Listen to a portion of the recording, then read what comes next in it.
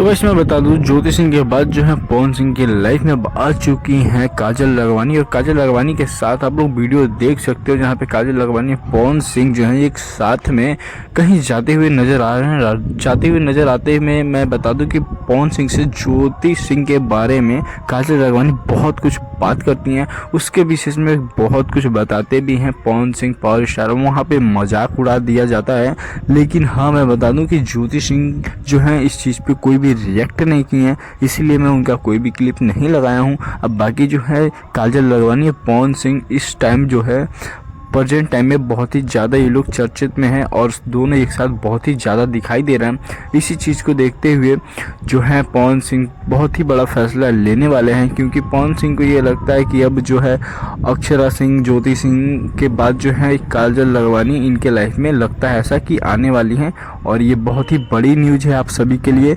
बाकी जो गाइस, आप लोग हमारे चैनल को सब्सक्राइब करके रखिए और वीडियो को लास्ट तक जरूर देखिएगा, क्योंकि पवन सिंह के बारे में बहुत कुछ था इसमें। बाकी चले फिर मिलते हैं अगले वीडियो में, तब तक लेट